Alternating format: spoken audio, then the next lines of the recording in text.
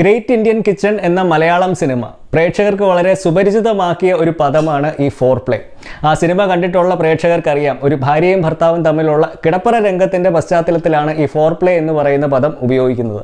അതുകൊണ്ട് തന്നെ ഈ സിനിമ കണ്ട ഒട്ടുമിക്ക പ്രേക്ഷകരുടെ മനസ്സിൽ ഈ ഫോർ പ്ലേ എന്ന് പറയുമ്പോൾ സെക്സിൽ ഏർപ്പെടുന്നതിന് ഏതാനും മിനിറ്റുകൾക്ക് മുമ്പ് ചെയ്യുന്ന ഒരു പ്രവൃത്തിയായിട്ടാണ് മനസ്സിലാക്കി വെച്ചിരിക്കുന്നത്. ഈ ഒരു ധാരണ തികച്ചും തെറ്റാണെന്ന് മാത്രമല്ല, അത് പല സ്ത്രീകളെ സംബന്ധിച്ചും ആ ഒരു ശാരീരിക ബന്ധം വളരെയധികം അസ്വസ്ഥതയും വേദനാജനകമൊക്കെ ആയിട്ടുള്ള ഒരു അനുഭവമായിട്ട് മാറ്റുവാനൊക്കെയുള്ള ഒരു സാധ്യതയുമുണ്ട്. അപ്പം ഈ ഒരു അവസ്ഥ ഒഴിവാക്കി എങ്ങനെ നിങ്ങൾക്കും ശരിയായ ഒരു ഫോർ പ്ലേയിൽ ഏർപ്പെടാം എന്ന് പറഞ്ഞു തരികയാണ് ഇന്നത്തെ എൻ്റെ വീഡിയോയുടെ ലക്ഷ്യം.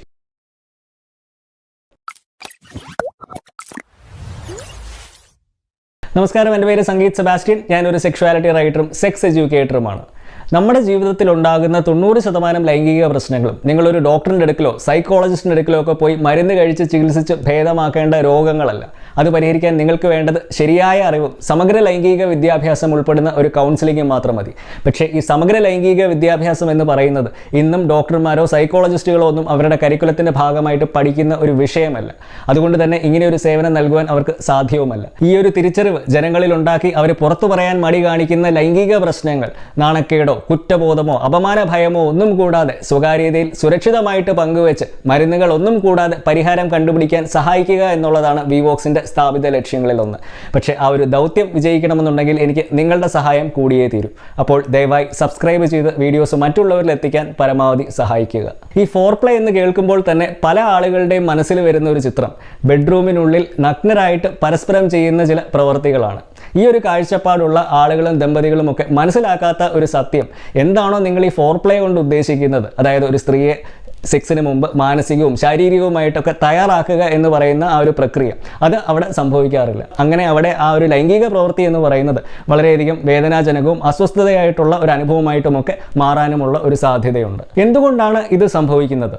കാരണം പല സ്ത്രീകളെ സംബന്ധിച്ചും ഈ സെക്സിന് വേണ്ടി മാനസികവും ശാരീരികവുമായിട്ട് തയ്യാറാകുന്നതിന് വേണ്ട ആ ഒരു ദൈർഘ്യം ഏതാനും മിനിറ്റുകളല്ല, ചിലപ്പോൾ മണിക്കൂറുകളോ ദിവസങ്ങളോ ഒക്കെ വേണ്ടി വന്നേക്കാം.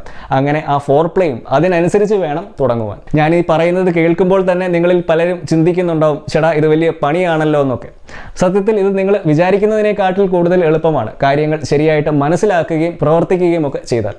അതിന് സഹായിക്കുന്ന 4 ടിപ്സുകളാണ് ഇനി ഞാൻ നിങ്ങളുമായിട്ട് പങ്കുവയ്ക്കാൻ പോകുന്നത്. ഇതിൽ ആദ്യമായിട്ട് നിങ്ങൾ മനസ്സിലാക്കേണ്ടത്, ഈ ഫോർ പ്ലേ എന്ന് പറയുന്നത് ബെഡ്റൂമിനുള്ളിൽ മാത്രം നടക്കുന്ന അല്ലെങ്കിൽ നടക്കേണ്ട ഒരു പ്രവൃത്തി അല്ല എന്നുള്ള സത്യമാണ്. ഏറ്റവും മികച്ച ഫോർ പ്ലേ എന്ന് പറയുന്നത് ബെഡ്റൂമിന് പുറത്ത് വസ്ത്രങ്ങൾ ധരിച്ച് നിങ്ങളുടെ ദൈനംദിന ജോലികൾക്കിടയിൽ ചെയ്യുന്ന ചില പ്രവൃത്തികളാണ്. അതാണ് പിന്നീട് ഒരു സ്ത്രീയെ സംബന്ധിച്ച് ബെഡ്റൂമിനുള്ളിൽ ഒരു മികച്ച ശാരീരിക അനുഭവമായിട്ട് മാറുന്നത്. അപ്പോൾ സ്വാഭാവികമായിട്ട് നിങ്ങളിവിടെ ചിന്തിക്കുന്നുണ്ടാവും, ഈ ദൈനംദിന ജോലികൾക്കിടയിൽ എങ്ങനെയാണ് ഫോർ പ്ലേയിൽ ഏർപ്പെടാൻ പറ്റുന്നത് എന്ന്. ഒരു ഉദാഹരണം ഞാൻ നിങ്ങളോട് പറയാം. നിങ്ങൾ നിങ്ങളുടെ പങ്കാളിയുമായിട്ടോ ഗേൾ ഫ്രണ്ടുമായിട്ടോ ഒക്കെ ബീച്ച് സൈഡിലുള്ള ഒരു റെസ്റ്റോറൻറ്റിൽ വൈകുന്നേരം ഭക്ഷണം കഴിക്കാൻ പരിപാടി ഇട്ടു എന്ന് കരുതുക. നിങ്ങളുടെ മനസ്സിനെ ആവേശത്തിൻ്റെ മുൾമുനയിൽ എത്തിക്കുന്നത് നിങ്ങൾ രണ്ടുപേരും വൈകുന്നേരം ആ റെസ്റ്റോറൻറ്റിൽ ഭക്ഷണം കഴിക്കാൻ ഇരിക്കുമ്പോഴല്ല, അതിന് മുമ്പുള്ള മണിക്കൂറുകളാണ്. കാരണം ആ ഒരു സമയം മൊത്തം നിങ്ങൾ മാനസികമായിട്ടും ശാരീരികമായിട്ടും ഒക്കെ തയ്യാറെടുത്തുകൊണ്ടിരിക്കുകയാണ്. നിങ്ങളുടെ ചിന്തകളിലൂടെയും പരസ്പരം പങ്കുവയ്ക്കുന്ന ഫ്ലർട്ടേഷ്യസും റൊമാൻറ്റിക്കുമായിട്ടും ഒക്കെയുള്ള ടെക്സ്റ്റ് മെസ്സേജസുകളിലൂടെയും ഒക്കെ. അപ്പം ഈ ഒരു ഒരുക്കമാണ് പിന്നീട് നിങ്ങൾ നേരിട്ട് കാണുമ്പോൾ ആ ഒരു മുഹൂർത്തം മറക്കാനാവാത്ത ഒരു അനുഭവമാക്കി മാറ്റുന്നത്. ഇനി number 2, the power of touch through clothes. വസ്ത്രങ്ങളിലൂടെയുള്ള സ്പർശനത്തിൻ്റെ ശക്തി. നമ്മൾ പലപ്പോഴും ഈ ധരിക്കുന്ന വസ്ത്രങ്ങളെ സെക്സിൽ ഏർപ്പെടാനുള്ള ഒരു തടസ്സമായിട്ടാണ് കാണാറ്. എന്നാൽ സത്യത്തിൽ വസ്ത്രങ്ങൾക്ക് മനുഷ്യരുടെ ലൈംഗിക താല്പര്യം ഉത്തേജിപ്പിക്കാനുള്ള ഒരു കഴിവുണ്ട്, പ്രത്യേകിച്ചും സ്ത്രീകളുടെ. ഉദാഹരണത്തിന്, നിങ്ങൾ വസ്ത്രങ്ങൾ ധരിച്ച് ഒരുങ്ങി നിൽക്കുന്ന ഒരു സ്ത്രീയുടെ ശരീരത്തിൽ അവളുടെ അനുവാദത്തോടുകൂടെ വികാരമുണർത്തുന്ന രീതിയിൽ സ്പർശിച്ചു കഴിഞ്ഞാൽ അത് ഏറ്റവും മികച്ച ഒരു ഫോർ പ്ലേ അനുഭവമായിട്ട് മാറാനുള്ള ഒരു സാധ്യതയുണ്ട്.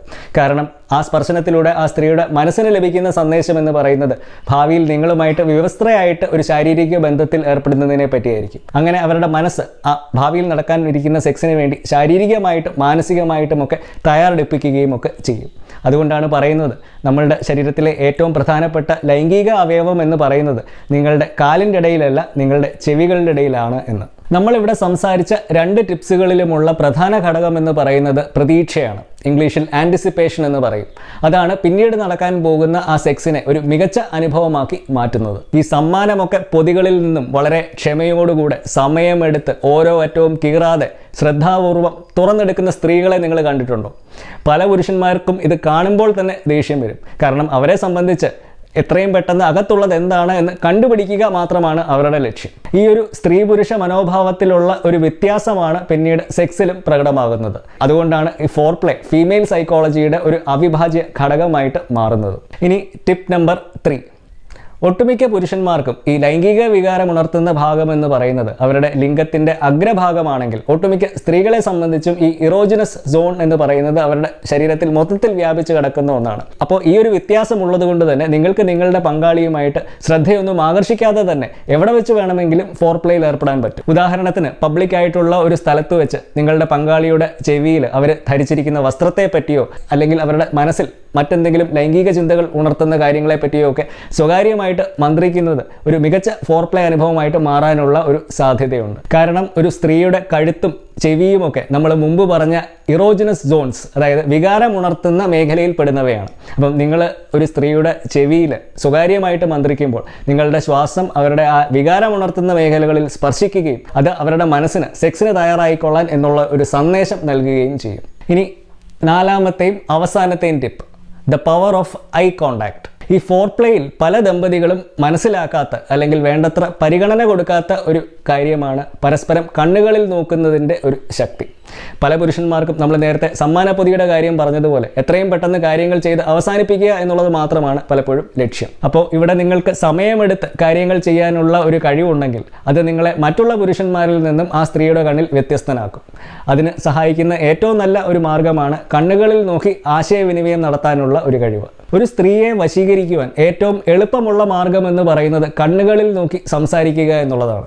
നിങ്ങളുടെ നോട്ടത്തിൻ്റെ ദൈർഘ്യത്തിനും രീതിക്കും ഉദ്ദേശത്തിനുമൊക്കെ സ്ത്രീകളിൽ ലൈംഗിക താല്പര്യം ഉണർത്തുവാനുള്ള ഒരു വലിയ കഴിവുണ്ട്. പക്ഷേ ഇത് പല പുരുഷന്മാർക്കും അറിഞ്ഞുകൂടാ. ഒരു സ്ത്രീയുടെ കണ്ണുകളിൽ നോക്കി നിശബ്ദമായിട്ട് ആശയവിനിമയം നടത്തുവാനും സംവാദിക്കാനുമൊക്കെ കഴിവുള്ള പുരുഷന്മാർ വളരെ കുറവാണ്. പല പുരുഷന്മാരും കാണിക്കാറുള്ള ഒരു അബദ്ധം, ഏതെങ്കിലും ഒരു സ്ത്രീ അവരുടെ കണ്ണിലേക്ക് നോക്കിക്കഴിഞ്ഞാൽ ഉടൻ തന്നെ അവർ പരിഭ്രാന്തരായിട്ട് അവരുടെ കണ്ണ് വെട്ടിക്കുകയാണ് പതിവ്.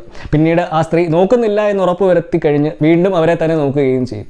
ഇത് ആ സ്ത്രീക്ക് നൽകുന്ന സന്ദേശം നിങ്ങൾ ആത്മവിശ്വാസമില്ലാത്ത ഒരു വ്യക്തിയും വിശ്വസിക്കാൻ കൊള്ളാത്ത ഒരു വ്യക്തിയും ഒക്കെയാണ് എന്നാണ്. അതുകൊണ്ട് തന്നെ സ്ത്രീകളുമായിട്ട് കണ്ണുകളിൽ നോക്കി സംസാരിച്ച് പഠിക്കേണ്ടത് പുരുഷന്മാരെ സംബന്ധിച്ച് അറിഞ്ഞിരിക്കേണ്ട ഫോർപ്ലേ സ്കില്ലുകളിൽ പ്രധാനപ്പെട്ട ഒന്നാണ്. കാരണം അങ്ങനെ സംസാരിച്ച് പരിശീലിക്കുന്നതിലൂടെ നിങ്ങൾക്ക് സ്ത്രീകളുമായിട്ട് ഒരു ദൃഢമായിട്ടുള്ള ഒരു ആത്മബന്ധം ഉണ്ടാക്കാൻ സഹായിക്കുകയും ഒക്കെ ചെയ്യും.